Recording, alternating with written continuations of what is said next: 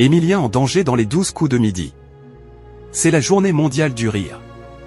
En revanche, Émilien n'a pas beaucoup rigolé pendant cette émission des 12 coups de midi diffusée sur TF1. Ce dimanche 4 mai 2025, 3 nouveaux candidats ont essayé de se frotter à Émilien, Yvan, Hugo et Anaïs. Après la première élimination d'Yvan, Anaïs s'est vite retrouvée en zone rouge.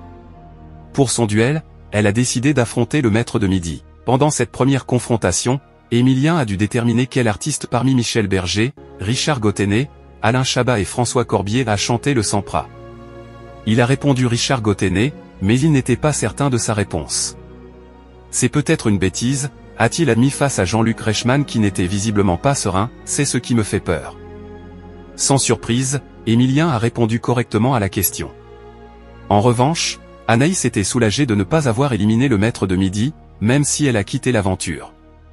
Un coup presque fatal. Pour le coup fatal, Émilien s'est donc retrouvé en duel face à Hugo, présenté comme un homme de challenge, un gamer, spécialiste du poulet tikka masala et impatient de faire un tour d'Europe en train.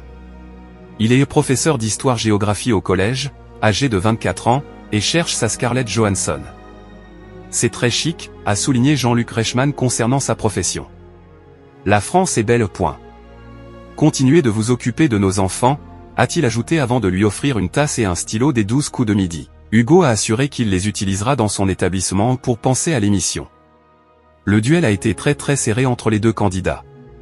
Hugo était un adversaire de taille face au maître de midi. Les deux candidats ont été au coude à coude pendant la dernière chance. Finalement, Hugo a perdu, mais il n'était pas loin de renverser Émilien. Il ne lui restait plus que 7 secondes à son compteur quand celui de Hugo est tombé à 0. Bon joueur, Émilien a applaudi son concurrent. À combien s'élève la cagnotte d'Émilien?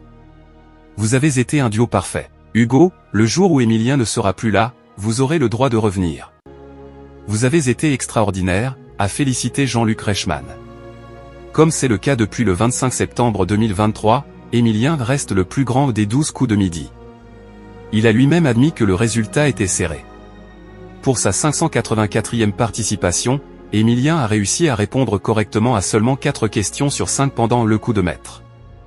Cela ne lui a donc pas permis de déterminer l'étoile mystérieuse, qui est déjà bien découverte. Dessus, on peut apercevoir le Stade de France, un ballon de basket, un dinosaure, une caméra et une machine à écrire. En revanche, sa cagnotte a encore augmenté. À la fin de l'émission, elle s'élève à 2 326 477 €.